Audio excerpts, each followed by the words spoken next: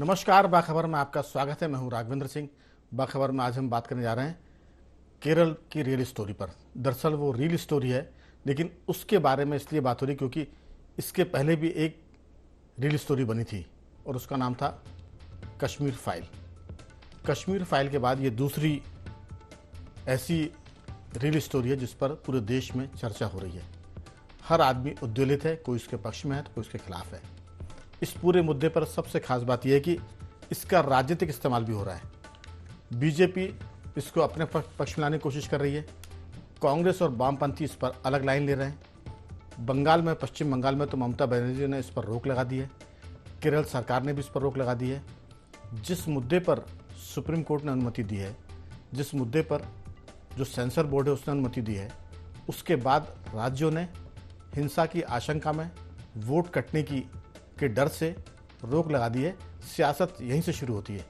इस पूरे मामले में पूरा देश लगभग दो हिस्सों में बटा हुआ दिख रहा है। एक कश्मीर फाइल से लेकर केरल स्टोरी तक पक्ष में दिखता है और एक हिस्सा ऐसा है जो इसके खिलाफ जाता है या इसकी आलोचना करता है।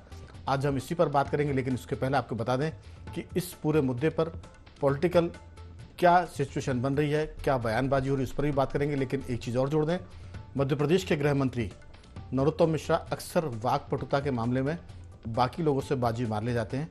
आज उन्होंने इस पर भी एक कदम आगे बढ़कर कांग्रेस के दो पूर्व मुख्यमंत्री, प्रदेश कांग्रेस के अध्यक्ष कमलनाथ और दिग्विजय सिंह को द केरल स्टोरी के टिकट भेजे हैं और कहा है कि इस मुद्दे पर आप फिल्म देखें, हो सकता है कि आपकी राय बदल जाए।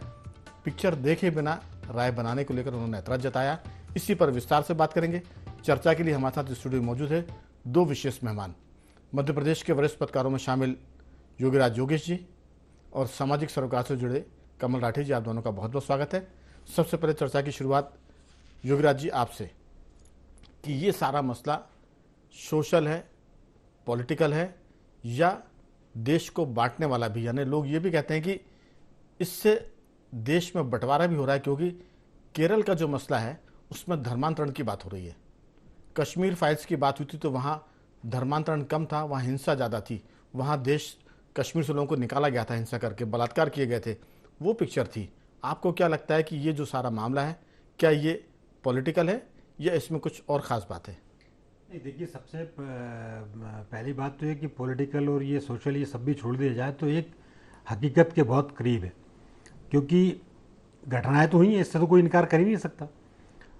और दूसरा, आतंकवाद, लड़कियों का धर्मांतरण एक आम दिनचर्या हुई आज के ज़माने में तो।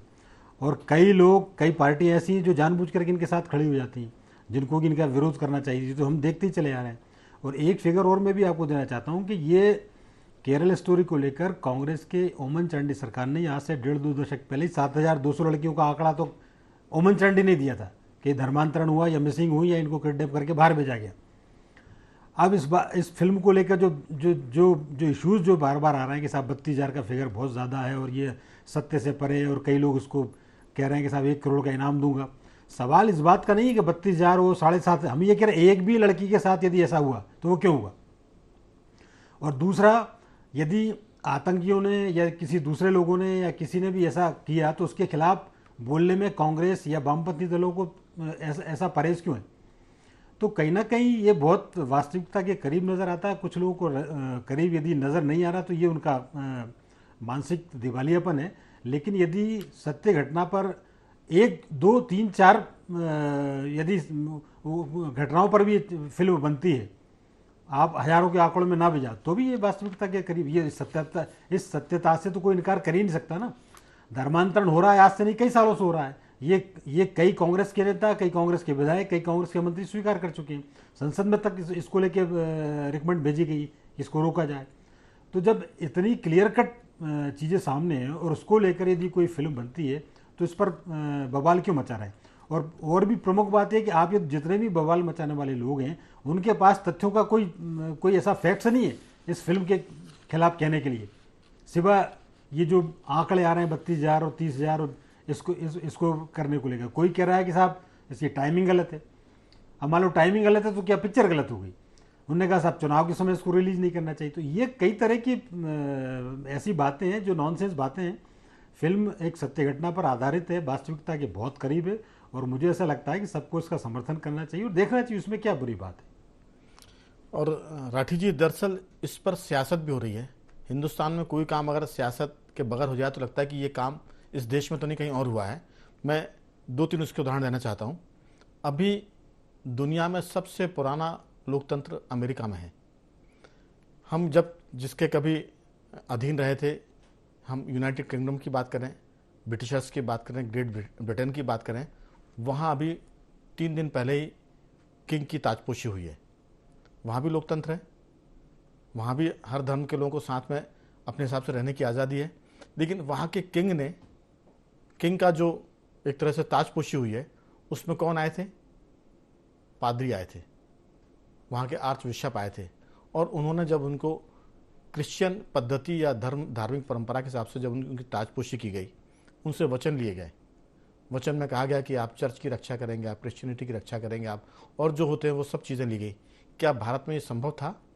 लोकतंत्र इंग्लैंड में भी है, लोकतंत्र अमेरिका में भी है। जो बाइडन बाइबल की शपथ लेके काम करते हैं। लेकिन अगर भारत में ये हो जाए तो फिर इस पर लोग दो पाले में बढ़ जाते हैं कि ये गलत हो रहा है। अगर किसी समारोह में दीप प्रज्वलन होता है, सरस्वती की मूर्ति पर माल्यार्पण होता है, तो इसको फिर लोग धर्म से जोड़ते हैं। हमारे यहाँ दरअसल आदत हो गई है हर चीज़ में राजनीति ढूंढने की, चाहे कश्मीर फाइल हो, चाहे द केरला स्टोरी हो, या किसी पर भी हो। टाइमिंग की बात कर रहे हैं योगीराज जी, जाहिर है कि इसमें टाइमिंग पर सवाल करेंगे, क्योंकि इससे लोगों को राजनीतिक नफ़ा नुकसान है। इसमें कोई शक नहीं कि इससे हो सकता है कि बीजेपी को फ़ायदा हो जाए। लेकिन पिक्चर को बैन करना, कुछ हुआ नहीं उसके पहले पश्चिम बंगाल में ये पिक्चर प्रतिबंधित कर दी गई, केरल में जिस पर ये बनी वहाँ रोक लगा दी गई। इसको आप किस ढंग से देखते हैं? क्या ये हमारे राजनेताओं का दिवालियापन है, या सच का सामना नहीं करने की उनकी हिम्मत नहीं है? आपकी राय? नहीं, मुझे ये लगता है कि आजकल जो भी देख रहे हैं पूरे विश्व भर में, हम भारत के परिप्रेक्ष्य में न देखते हुए पूरे विश्व में एक राजनीति करने का स्वरूप में तब्दीली आई है। वो जो नई तरंग की एक तब्दीली है वो सोशल मीडिया के माध्यम से, आपका ट्विटर और ये सब जो फेसबुक, ट्विटर, व्हाट्सएप के माध्यम से, और अब फिल्मों के माध्यम से। तो ये फिल्मों के माध्यम से ऐसी जो आती हैं, इसमें कंट्रोवर्सी, हर आदमी अपने फ़ायदे के लिए पिक्चर बना है, तो पिक्चर बनाने वाले ने अपना फ़ायदा देखा होगा। तो जब तक आजकल कंट्रोवर्सी नहीं होती, पिक्चर देखने की भीड़ कम हो गई। क्योंकि आजकल वो जो नेटफ्लिक्स और जो अन्य ऐसे ऑनलाइन उपलब्ध हो गए हैं, लोग पिक्चर उसी में देखना ज़्यादा पसंद करते हैं। मतलब आप भोपाल में थिएटर की कभी गिनती करिएगा, मेरे ख्याल से 20 साल पहले और आज में गिनती में फ़र्क आ गया, थिएटर कम हो गए। तो मुझे लगता है कि ये सोची समझी साजिश होती है सभी राजनीतिक दल का, किसी का फ़ायदा होता होगा, किसी का नुकसान होता होगा। तो ऐसे कुछ टाइमिंग भी देखे जाते हैं, उसमें कुछ राजनीतिक पुट भी डाला जाता है। लेकिन ये सारी चीज़ों को कंट्रोल करने के लिए सेंसर बोर्ड है। एक बार सेंसर बोर्ड अगर क्लियर करता है तो उसके बाद किसी को भी इसे रोकने का अधिकार नहीं होना चाहिए। लेकिन रुक रही हैं तो क्योंकि वही कंट्रोवर्सी है। तो जब तक मैं जैसे कुछ मैंने देखा अभी फेसबुक पे, इस पे गूगल पे सर्च कर रहा हूँ तो आया कि फिल्म मेकर्स ने भी स्वीकारा है कि कुछ फिगर्स की हेरा फेरी है। तो भाई अगर स्वीकार रहे हो तो पहले ही ठीक कर लेते आप। तो वो सब चीज़ें अपनी अपनी जगह है। और रही बात बंगाल में रोकने की, तमिलनाडु में भी रोक लगी है, अघोषित रोक है, वहाँ कोई भी मल्टीप्लेक्स वाला उसे चलाना नहीं चाह रहा। केरल का मेरी जानकारी में नहीं है, बंगाल में अभी रोकने का उनने कहा है, लेकिन शायद आदेश, मैं पिछले 1 घंटे पहले तक की न्यूज़ में आदेश नहीं जारी हुआ था। लेकिन ठीक है, तो वो सब अपना लॉ एंड ऑर्डर की सिचुएशन, अपने क्षेत्र का माहौल और जैसी स्थितियां, खुद ने भी कुछ बीज बोए होंगे तो उन्हें भी मालूम रहता है कि भाई हमारे बीज के पौधे कैसे निकलेंगे। तो ये सारी चीज़ें देख समझ के हर स्टेट, हर सरकार, हर पॉलिटिकल पार्टी अपने एंगल से इसका फ़ायदा नुकसान देख रही है और वैसी काम कर रही है। इसमें एक सवाल और है योगीराज जी, क्या सत्य आधारित घटनाओं पर फिल्म बनाना ठीक नहीं है? क्या उन फिल्मों के बनाने के पहले ये देखा जाना चाहिए कि इससे किसी को फ़ायदा हो रहा है कि नुकसान हो रहा है, और फिर सत्य को उद्घाटित करना चाहिए? क्योंकि कश्मीर फाइल्स पर जो विवाद हुआ है, कश्मीर फाइल के बाद जो द केरला स्टोरी पर विवाद हो रहा है, ये बताता है कि एक वर्ग इसको दिखाना चाहता है और दूसरा वर्ग इसको देखने से इनकार करना चाहता है। और इसमें बहुत सारी बातें हो रही है, जैसे कि फिगर को लेकर बात हो रही है कि जैसे राठी जी ने कहा कि खुद बनाने वालों ने कहा कि इसके फिगर में गड़बड़ी हो सकती है। हमारा मानना है कि फिगर एक माने सेकेंडरी ये मुद्दा है कि फिगर कम है कि ज़्यादा है। अगर केरल, जैसे हमने एक बार उस पर बातचीत की थी, केरल कभी अविभाजित मध्य प्रदेश के बस्तर के बराबर एक राज्य है। बस्तर संभाग जो मध्य प्रदेश में हुआ करता था, इन दोनों छत्तीसगढ़ में है।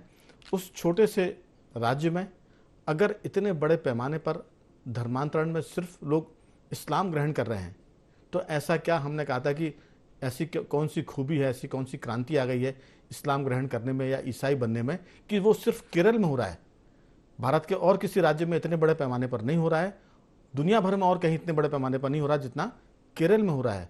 यहाँ ये बात बहुत गौर करने की है कि इस पूरे मामले में धर्मांतरण की बात होती है और बीजेपी इसको इसलिए मुद्दा बनाती है क्योंकि भाजपा का एक सबसे खास बिंदु है वो ये कि वो कहती है कि जब धर्मांतरण होता है तो फिर राष्ट्रांतरण भी होता है। जहाँ जहाँ हिंदू कमज़ोर होते हैं वहाँ देश कमज़ोर होता है, ये उनके पंच लाइन है। तो केरल की स्थिति क्या है? क्या वहाँ धर्म बदलने से क्या केरल देश से कट रहा है? क्या उसके कटने की संभावना है? ऐसा आप क्या देखते हैं? नहीं, देखिए, ये कई सालों से जो षड्यंत्र चला आ रहा है उसका खामियाजा तो देश भुगत रहा है। आज बिल्कुल आप जब भी केरल में जाते हैं, बाकी भाषा, बाकी एटीट्यूड लोगों का देख के आपको लगता है कि हम तो किसी दूसरे हिस्से में आ गए, देश के किसी दूसरे हिस्से में हैं। तो ये तो नज़र आने लग गया है। और दूसरा, जहाँ तक आपने जिसका जिक्र आप कर रहे हैं कि फिगर को लेकर डाउट हो सकते हैं, मैं तो ये कह रहा हूँ कि एक भी लड़की कह दिया आपने धर्मांतरण किया तो क्यों किया, या क्यों होना चाहिए किसी का भी। और मैंने एक और बात की थी कि ये तो केरल के मुख्यमंत्री स्वीकार कर चुके हैं इस चीज़ को। आज से ओमन चांडी डेढ़ दशक पहले वहाँ के चीफ मिनिस्टर हुआ करते थे, उन्होंने उस समय 7,000 का आंकड़ा स्वीकार किया था। तो आज वो क्यों आज बढ़ के कहाँ पहुँचा हुआ? लेकिन सवाल इस बात पे भी नहीं है। सवाल यदि कोई गलत काम हो रहा है इस देश में तो उस पर हाय तौबा क्यों मचा रहे हैं, और यदि सत्यता को उद्घाटित करने की कोशिश कर रहा है तो उस पर इतना विरोध क्यों? और विरोध करने वाले वही लोग हैं, चुनिंदा कुछ कांग्रेसी और कुछ वामपंथी लोग, जो आज पूरे देश में पूरी तरह एक्सपोज हो चुके हैं। क्योंकि इन लोगों को आदत हो गई है बाबर महान, अकबर महान, ये सुनने की इनको आदत हो गई है। यही बचपन से पढ़ाया गया लोगों को। अब जरा सा कुछ सत्यता दूसरी आई जाती है तो ये तिलमिला जाते हैं। तो ये बहुत मतलब घिनौना सोच है लोगों का कि अपने ही देश में यदि ऐसा हो रहा है, इतनी बुरी बात हो रही, उन बच्चियों से पूछो आप क्या उनके उस पर गुजरती होगी। छोटी छोटी 14, 15, 16 साल की बच्चियों को आप बलपूर्वक जब आप ट्रांसफॉर्मेशन कराते हैं, उन पर अत्याचार करते हैं, उन पर कोड़े बरसाते हैं, तो आपने कभी कल्पना की उनकी मनस्थिति की, उनके ऊपर कैसा होता होगा, उस परिवार पर क्या बीतती होगी। और यहाँ से लेके आपने विदेश उनको भेजा गया, उनको ISI जैसे नेटवर्क से जोड़ा गया। तो ये कितनी मतलब इसकी तो अब एक स्वर में निंदा की जानी चाहिए। ISI के नेटवर्क की बात जहाँ तक हो तो वहाँ तो इंग्लैंड से भी कुछ लड़कियाँ ISI के नेटवर्क में गई थी, इंग्लैंड छोड़ दिया था उन्होंने। बाद में उन्होंने वहाँ शादी भी की और उसके बाद जब वो उससे प्रताड़ित हो गई IS से, तो उन्होंने वापस इंग्लैंड जाने की जब बात की तो अंग्रेजों की, इंग्लैंड की सरकार ने उनको अपने देश की नागरिकता देने से मना कर दिया, उनको देश की वापसी से भी इनकार कर दिया। कुछ घटनाएं भारत की भी ऐसी है जो देश छोड़कर IS के संपर्क में चले गए थे। जब उन्होंने भारत वापसी की बात की तो भारत सरकार ने भी उनको भारत में लौटने की अनुमति नहीं दी है। तो ये तो बहुत सारी बातें जिस पर हम बात करेंगे, लेकिन अभी सुन लेते हैं कि इस पूरे मुद्दे पर राजनीतिक बयानबाजी क्या हुई है, इसको लेकर बीजेपी कांग्रेस क्या कह रही है। सुनते हैं पहले और फिर चर्चा को आगे बढ़ाते हैं। वर्षों में आतंक का एक और स्वरूप, भयानक स्वरूप पैदा हो गया है।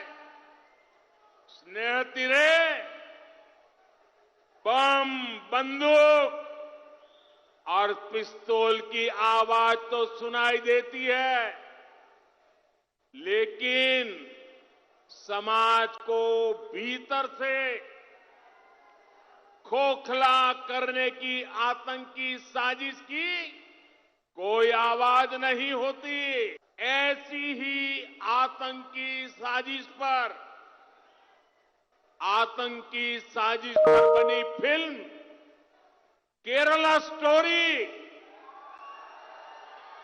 ये केरला स्टोरी की इन दिनों काफी चर्चा है।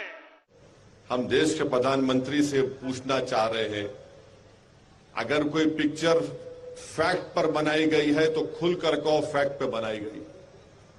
अगर तुम फिक्शन पर बना रहे तो बोलो फिक्शन पर बना रहे। और अगर देश के प्रधानमंत्री एक पिक्चर की स्टोरी को सही मान रहे हैं तो प्रधानमंत्री, तो आपकी नाकामी है।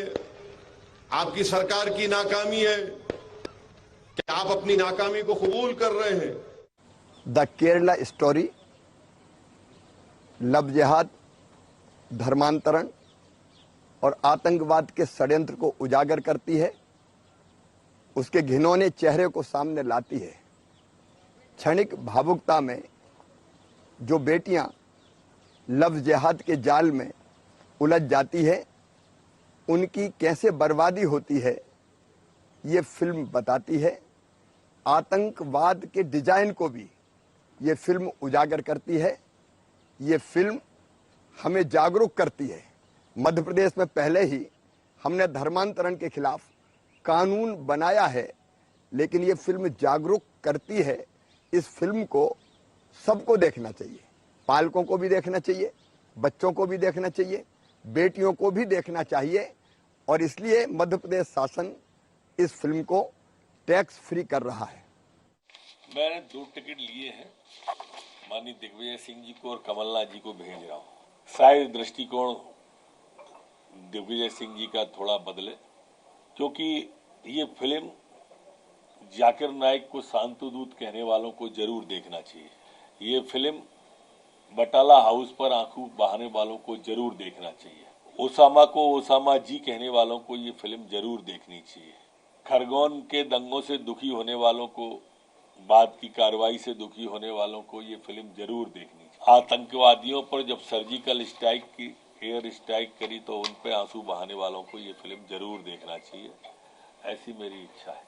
एक बार फिर से मूवीज की, फिल्मों की चिंता होने लगी है। उन्होंने 2 टिकट कराए हैं कांग्रेस के नेताओं को द केरला स्टोरी दिखाने के लिए भी। तो मैं उनसे यही कहता हूं कि ये मूवी तो पूरे प्रदेश में लगी हुई है, हम इसको देख लेंगे अपने पैसे से। लेकिन वो बीबीसी की डॉक्यूमेंट्री, जिस पर बीजेपी की सरकार ने अभी कुछ महीने पहले प्रतिबंध लगा दिया, उसमें ऐसा क्या है वो भी हम देखना चाहते हैं, प्रदेश की जनता देखना चाहती है। तो उसको भी रिलीज करा दीजिए लगे हाथों। और जो मूवी हॉल में कम से कम 1 शो करा दीजिए, जो बीबीसी की डॉक्यूमेंट्री है उसका खर्चा मैं खुद उठा लूंगा। हर मूवी के लिए एक ही मापदंड होना चाहिए, मूवी तो मूवी है। तो मैं जानना चाहता हूं कि क्या वो ये करेंगे या नहीं करेंगे। तो हमने सुना कि कांग्रेस कह रही कि हर मूवी तो मूवी होती है, उस पर 2 मापदंड क्यों? अब बीबीसी ने जो मूवी बनाई है उस पर लोगों ने यह कहा है कि उसके बाद भी जो बहुत सारी घटनाएं हुई, तो उस पर बीबीसी ने क्यों मूवी नहीं बनाई। अब बीबीसी पर तो इसलिए भी लोग आरोप लगाने लगे हैं कि उसकी निष्पक्षता संधि के दायरे में फॉकलैंड युद्ध के बाद ही आ गई थी, जब इंग्लैंड का और फॉकलैंड का युद्ध चल रहा था। और बीबीसी ने जिस ढंग से अपने आप को पोज किया है और जिस ढंग से केंद्र सरकार ने उस पर कार्रवाई की है, तो उसकी विश्वसनीयता पर सवाल खड़े हो गए हैं और उसकी मंशा पर भी सवाल खड़े हो रहे हैं कि उसने इतनी पुरानी घटना पर बीबीसी ने अब फिल्म क्यों बनाई, जबकि उसके बाद कश्मीर फाइल हो गई थी। कश्मीर फाइल की पिक्चर भी बहुत खतरनाक थी, लेकिन वहाँ पर कोई घटना नहीं हुई। तो हमारा कहना है कि बीबीसी की फिल्म भी देखो, आप कश्मीर फाइल भी देखो और केरला स्टोरी भी देखो, और ना देखना हो तो ना देखें। लेकिन सवाल यही है कि जिस पर सुप्रीम कोर्ट ने अगर अनुमति दी है, अगर सेंसर बोर्ड इसको अनुमति दे रहा है, तो कुछ फिगर का इसमें लोचा हो सकता है, लेकिन घटनाएं अगर वैसी हैं तो ये चिंता में डालने वाली बात है। और लोकतंत्र में अगर बहुसंख्यक पर अत्याचार होता है तो वो भी गलत है, अगर अल्पसंख्यकों पर अत्याचार होता है तो वो भी गलत है। यहाँ दिक्कत ये हो रही है योगीराज जी कि बहुसंख्यक को एक पार्टी हैंडल कर रही है और एक पार्टी या कुछ पार्टियाँ अल्पसंख्यक को हैंडल कर रही है। तो बहुत सीधा सा गणित है, बच्चा भी बता देगा कि अगर आप बहुसंख्यक को इग्नोर करेंगे तो आप चुनाव नहीं जीत सकते। बीजेपी बहुसंख्यक को हैंडल कर रही है, वो चुनाव जीत रही है। तो जो उसको इग्नोर कर रहे हैं, नतीजे उनके सामने आ गए हैं और आगे भी आएंगे। तो राजनीतिक चतुराई अपनी जगह है, लेकिन सच्चाई की बात जो है उस पर ऐतराज करेंगे तो फिर पूरा देश आपसे सवाल करेगा। आपकी राय फिर मैं राठी जी के पास आऊँगा। देखिए, मेरा भी यही कहना है कि सत्यता को परखना चाहिए। ये बहुसंख्यक अल्पसंख्यक ये थोड़ी देर के लिए आप कोने में रख दें, जो हकीकत है उस पर तो सही बोलना चाहिए ना। उसमें कांग्रेस को बोलने में क्या दिक्कत जा रही? देश में धर्मांतरण की घटनाएं हो रही हैं, आतंकवादी की घटनाएं हो रही हैं, आतंकवाद की हो रही हैं, लव जिहाद के मामले लगातार सामने आ रहे हैं। इससे कौन इनकार कर रहा है? और इसको दबाने की कोशिश क्यों कर रही है कांग्रेस? और ये बात सही है कि अभी तक इस देश में बहुसंख्यकों के साथ लगातार इस तरह की घटनाएं सामने आ रही हैं और कांग्रेस इन सारे मामलों में चुप रही है। और इसलिए अब कांग्रेस को लेकर जनता चुप हो गई उसके कांग्रेस के बारे में, क्योंकि उसको भी पता है कि पार्टी विशेष समुदाय का पक्ष करने लग गई। तो जब आपको ये लगता है कि जो वास्तविकता है, जो सत्यता है, उससे परे हटके आप दूसरी बात कर रहे हैं, जो दिख रहा है, जो केवल स्क्रीन में नहीं दिख रहा है, वो हकीकत में दिख रहा है। आप केरल की बात छोड़ो, मध्य प्रदेश, राजस्थान, छत्तीसगढ़, कहीं भी आप चले जाओ, ये हर जगह जगह की घटना है जो सामने आ रही है। और इसके बावजूद भी यदि किसी को ये लगता है कि साहब ये गलत हो गया, इसकी टाइमिंग गलत हो गई, इसकी फिगर ज़्यादा हो गए, मैं फिर भी ये कह रहा हूँ कि अभी भी केरला स्टोरी को लेकर वास्तविक डिबेट कोई नहीं कर रहा है। यदि फिल्म में कोई गलत है तो उस बात को सामने लेके आओ आप। फिल्म को लेकर बात क्या हो रही, अरे साहब वो 32,000 का जो आंकड़ा है वो गलत है। ठीक है साहब, आंकड़ा मैंने पहले ही कहा कि भाई एक के भी साथ हुआ तो गलत हुआ। दूसरा कुछ मुद्दा नहीं मिला तो उन्होंने कहा कि साहब चुनाव के समय उठा लाए, आप चुनाव के समय लाएं, आप त्योहार के समय लाएं, पर्वों के समय लाएं, कभी भी लाएं। यदि सत्यता है, वास्तविकता है तो वो कभी भी लाई जा सकती है, उसका कोई टाइमिंग नहीं होता। और सत्यता के साथ सबको एक पक्ष में खड़ा होना चाहिए। और इस मामले में कांग्रेस, भाजपा, वामपंथी सब छोड़ के एक होना चाहिए, एक राय होनी चाहिए इस सारे मामले में। आतंकवाद को लेकर पूरा देश एकजुट होना चाहिए। अब ये तो सब अलग एक कुछ पार्टियां एक अलग ही अपना राग लाप रही इस मामले को लेकर, जो कि उनका एजेंडा हर मामले को लेकर अलग रहा है। और ये सारे वो राजनीतिक दल हैं जो एक मुद्दे पर एक हो जाते हैं, बाकी इनका कोई युवराज जी यूनिटी नहीं दिखाई देती। मेरा आपसे भी सवाल रहेगा और राठी जी से भी रहेगा।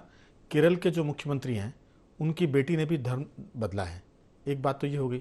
दूसरी बात ये कि जब लोग कानून की बात करते हैं इस देश में, तो जब राजीव गांधी जी की सरकार थी, उस राजीव गांधी की सरकार में संविधान को बदल दिया गया। सुप्रीम कोर्ट का जब फैसला आया शहबानों के मुद्दे पर, तो संविधान को बदल दिया गया। तो हमारा कहना ये कि सुविधा से ना तो संविधान की बात करेंगे, ना सुविधा से हम सुप्रीम कोर्ट की बात करेंगे। अब राठी जी, दिक्कत ये आ रही है कि अगर मेरे पक्ष में सुप्रीम कोर्ट बोलता है तो ठीक है, मेरे पक्ष में कोई संविधान की बात आती है तो ठीक है, और मेरे खिलाफ कोई संविधान की बात आ रही है तो हम कहते हैं कि संविधान को हम नहीं मानते। अब ये सुविधा का मामला हो गया है। सुविधा से लोग अपने को संविधान की बात करते। अतीक अहमद की अगर हत्या होती तो लोग कहते कि संविधान का कत्ल हो गया। अतीक अहमद अगर लोगों को मारा था तब लोग खामोश बैठे थे। तो ये जब दो तरफ की बात होती है तो फिर देश बढ़ जाता है।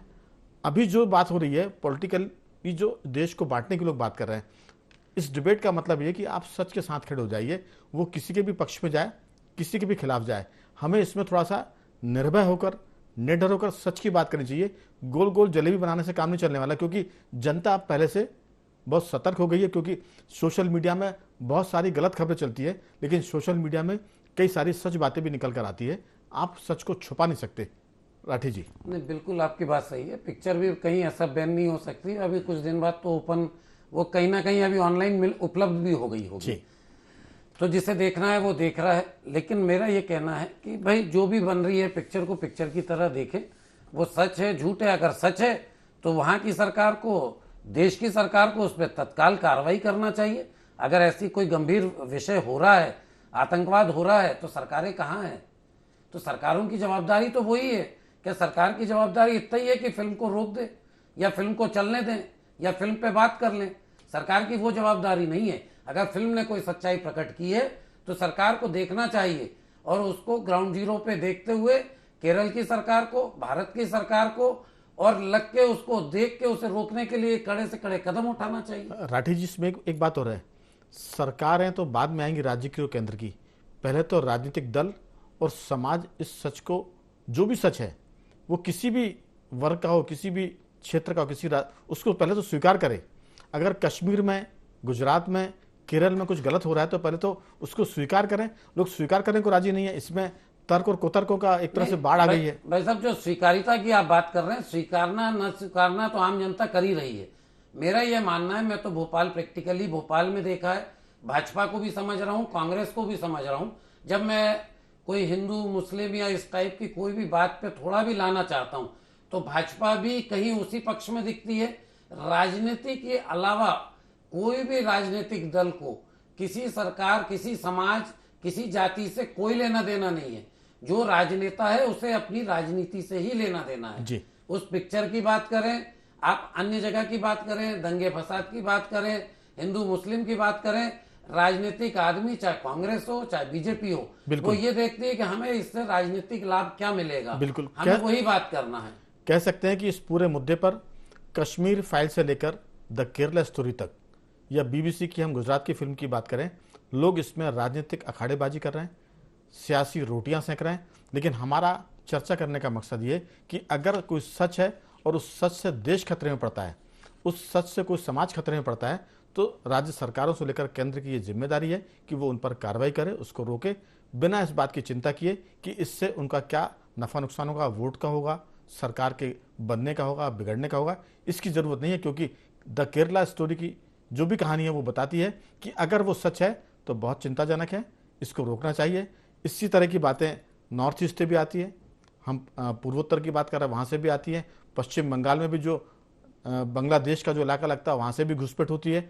वो सब चीज़ें ऐसी है जो बताती है कि देश के सीमावर्ती इलाके खतरे में हैं, सीमावर्ती राज्यों में खतरा है, और इनको राज्य और केंद्र सरकार दोनों मिलकर निपटाए, ताकि कोई अगली फिल्म ऐसी ना बने जिस पर लोग ऐतराज करें या डिबेट करें। मैं दोनों मेहमानों का धन्यवाद करूंगा। योगीराज जी आपका साधुवाद, राठी जी आपका भी बहुत बहुत धन्यवाद कि आपने चर्चा में हिस्सा लिया। बखबर में आज सिर्फ इतना ही। बन रही हमारे साथ और देखते रहिए i24।